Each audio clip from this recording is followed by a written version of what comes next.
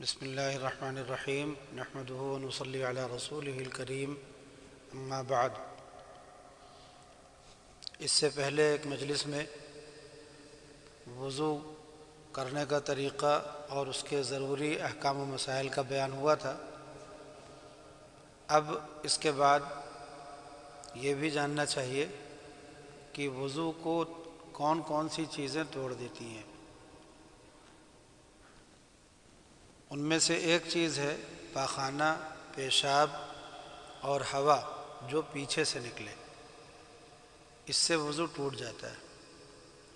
اگر آگے کی راہ سے ہوا نکلے، جیسا کہ کبھی کسی بیماری سے ایسا ہو سکتا ہے، تو اس سے وضو نہیں ٹوٹتا۔ اسی طرح اگر آگے یا پیچھے کے راستے سے کوئی کیڑا جیسے کیچوا یا کنکری وغیرہ بھی نکلے تو بھی وضو ٹوٹ جاتا ہے۔ تو خلاصہ یہ ہے کہ آگے اور پیچھے یعنی پیشاب کے راستے سے اور پاخانے کے راستے سے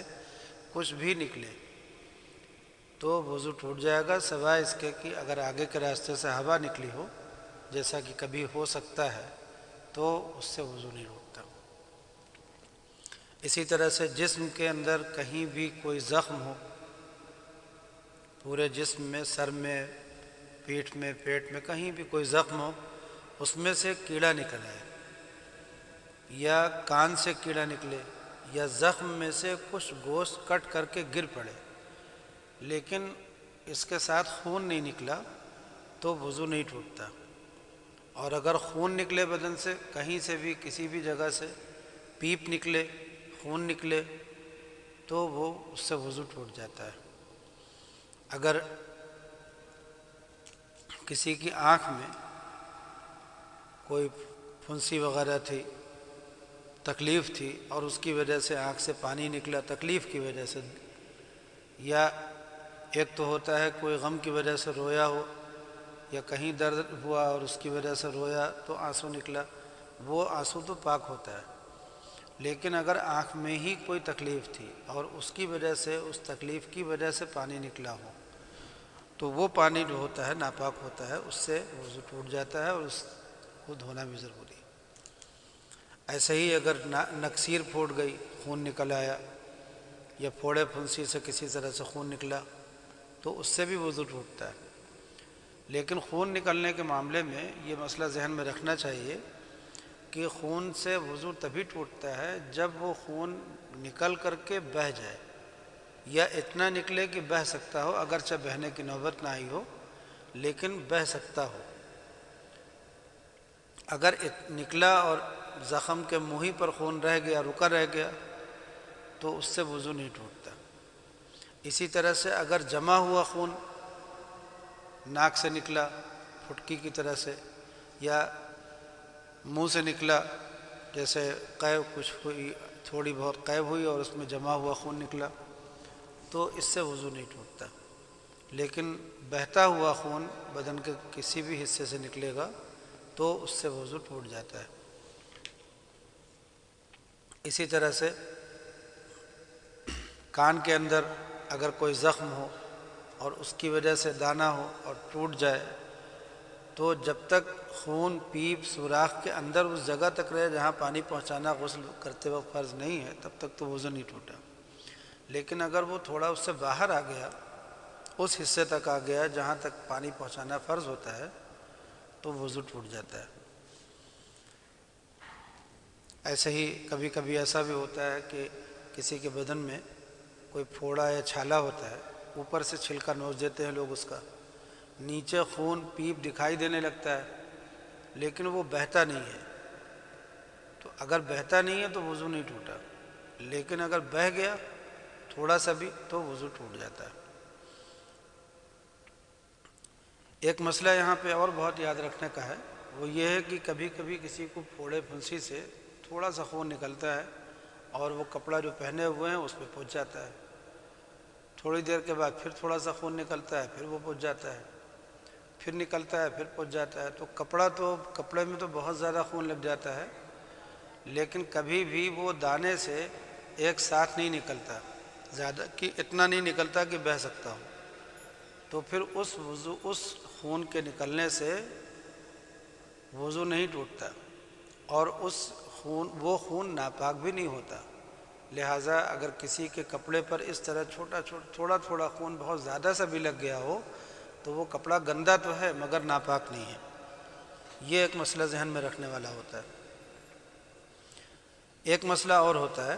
وہ یہ ہے کہ کبھی کبھی تھوک میں خون محسوس ہوتا ہے، تھوکا معلوم ہوا تھوڑا سا خون ہے، تو تھوک میں کبھی خون محسوس ہوتا ہے، وہاں پر دیکھنا چاہیے کہ اگر خون کا رنگ زیادہ ہے، تھوک اس کے مقابلے میں اس کا رنگ دب گیا،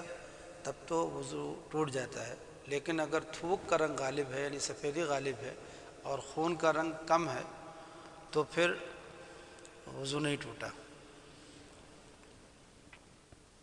ایک مسئلہ یہ بھی ہوتا ہے کہ کسی نے جونک لگوائی اور جونک میں خون بھر گیا، اتنا بھر گیا کہ اگر جونک کو اوپر سے کاٹ دیا جائے تو خون بہہ جائے گا، تو اس سے وضو ٹوٹ جاتا ہے۔ لیکن اگر اتنا نہ ہو، تھوڑا ہی سا خون اس نے پیا ہو، تو وضو نہیں ٹوٹا۔ اور مچھر، مکھی یا کھٹمل نے جتنا بھی خون پی لیا ہو، بہت لوگ مچھر کو مارتے ہیں اور معلوم ہوا کہ خون ہی خون ہو جاتا ہے، تو مچھر یا مکھی یا کھٹمل نے جتنا بھی خون پی لیا ہو، اس سے وضو نہیں ٹوٹتا۔ اسی کے ساتھ قے کا مسئلہ بھی ذہن میں رکھنا چاہیے کہ قے جو ہوتی ہے دو طرح سے ہوتی ہے۔ ایک تو منہ بھر کر کے ہوتی ہے، منہ بھر کر کے قے اس کو کہتے ہیں کہ جو اچانک منہ سے بالکل ابال کی طرح سے نکلے اور اس کو روکنے پر یا منہ کے بند کرنے پر آدمی قادر نہ ہو، تو اگر منہ بھر کر کے قے ہوتی ہے تو وضو ٹوٹ جاتا ہے اس سے۔ اور اگر تھوڑی قے ہوتی ہے، منہ بھرتا نہیں ہے، دباؤ زیادہ نہیں ہوتا، تو اس سے وضو نہیں ٹوٹتا۔ لیکن اگر تھوڑی قے ہوئی اور تھوڑی دیر کے بعد پھر دوسری قے ہو گئی، تھوڑی سی، پھر تھوڑی دیر کے بعد پھر تیسری قے ہو گئی، تو اب مسئلہ یہاں پر یہ آتا ہے کہ کیا یہ چھوٹی چھوٹی جو تھوڑی تھوڑی قے ہوئی ہے، اس کو ایک مانا جائے گا؟ تو اس کا جواب یہ ہوتا ہے کہ اگر ایک مرتبہ کی متلی سے، جو متلی اٹھتی ہے اندر سے مالش کرتی ہے طبیعت، اگر اس جو وچلانا کہتے ہیں، تو اگر وہ وچلاہٹ سے تھوڑی تھوڑی قے کئی مرتبہ ہوگی تو ایک وچلاہٹ سے جتنی ہو رہی ہے وہ سب جوڑ دی جائے گی۔ اور اگر وہ طبیعت کی مچلاہٹ جو ہے وہ ہوئی پھر ختم ہو گئی، صاف ہو گئی طبیعت، پھر دوبارہ پھر ہوئی، تو پھر ان دونوں کو جوڑا نہیں جاتا۔ اگر قے کرنے میں بلغم کی قے ہو رہی ہے، صرف بلغم نکلا، تو جتنا بھی نکلا ہو اس سے وضو نہیں ٹوٹتا۔ یہ سب مسائل ہیں، اس لیے ان کا جان لینا ضروری ہے کہ کبھی کبھی ہم لوگ نہ جاننے کی وجہ سے کوئی بڑی غلطی کر بیٹھتے ہیں، سمجھتے ہیں کہ پاک ہیں اور ناپاک ہوتے ہیں۔ انہی میں سے ایک مسئلہ ہے چھوٹے بچے یا بچی کا قے کرنا، جو دودھ پیتے بچے ہوتے ہیں، ان کا بھی حکم یہی ہے کہ اگر منہ بھر کر کے انہوں نے قے کیا ہے تو وہ قے ناپاک ہے، اور جس حصے پہ لگی اس کا پاک کرنا ضروری ہے، اور اگر وہ بغیر پاک کیے ہوئے اسی حالت میں نماز پڑھ لی تو نماز نہیں ہوگی۔ ایک مسئلہ یہ بھی ہوتا ہے، نیند سے وضو ٹوٹتا ہے، سونے سے، لیکن سونے کے بارے میں اصول ہے کہ اگر نماز کی حالت میں سویا، نماز پڑھ رہا تھا اور جو رکوع میں گیا یا سجدے میں گیا، سنت کے مطابق رکوع سجدہ کر رہا، تو اگر سنت کی حالت پر اس کو نیند آ گئی اور تھوڑی دیر سو لیا، خواب بھی دیکھ لیا، خراٹہ بھی آ گیا، تب بھی اس کا وضو نہیں ٹوٹا۔ لیکن اگر آرام کی حالت پر تھا، یعنی سنت کے مطابق رکوع سجدہ نہیں تھا، ٹیک لگا کر کے رکوع سجدہ تھا، تو اس صورت میں نیند آ جانے سے وضو ٹوٹ جاتا ہے۔ ایسے ہی اگر بیٹھا ہو کہیں اور کسی چیز سے ٹیک لگا کر کے بیٹھا ہو اور سو گیا، تب تو وضو ٹوٹ گیا۔ لیکن اگر وہ کسی چیز سے ٹیک لگا کر کے نہیں بیٹھا تھا، اپنے دم پہ بیٹھا تھا، اور اس کا جو نیچے سرین کا حصہ ہوتا ہے جہاں سے ہوا نکلتی ہے، ہوا خارج ہوتی ہے، تو وہ حصہ اگر دبا ہوا ہے، بند ہے اس طرح سے کہ ہوا نکلنے کا امکان نہیں ہے، تو کتنا بھی سو جائے آدمی کا وضو نہیں ٹوٹتا۔ ایک مسئلہ اور بھی ہوتا ہے کہ اگر کسی شخص کو بے ہوشی ہو گئی، ایک لمحے کے لیے بھی ہو، یا پاگل پن آ گیا اور جنون جس کو کہتے ہیں وہ ایک لمحے کے لیے بھی ہو، تو وضو ٹوٹ جاتا ہے۔ کبھی کبھی ایسا ہوتا ہے کہ تمباکو وغیرہ کوئی چیز کھا کر کے نشہ آ گیا اور اتنا نشہ ہو گیا کہ اچھی طرح چل نہیں پا رہا ہے، قدم ادھر سے ادھر ڈگمگا رہے ہیں، تو بھی وضو ٹوٹ جاتا ہے۔ تو یہ سب چیزیں ہیں، ان سب مسائل کو ذہن میں رکھنا چاہیے۔ ایک مسئلہ اور بھی ہے کہ نماز میں اگر بالغ آدمی، نابالغ تو نہیں لیکن اگر بالغ عورت ہو یا مرد ہو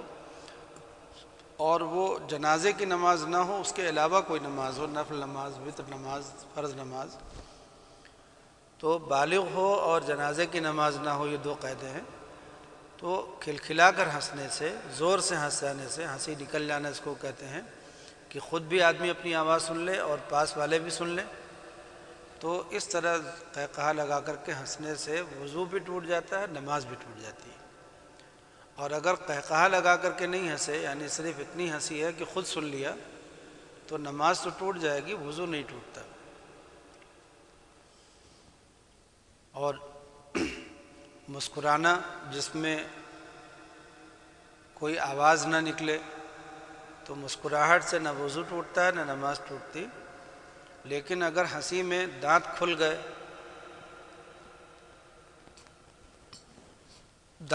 گئے، اور آواز نکل آئی، خود بھی آواز سن لی،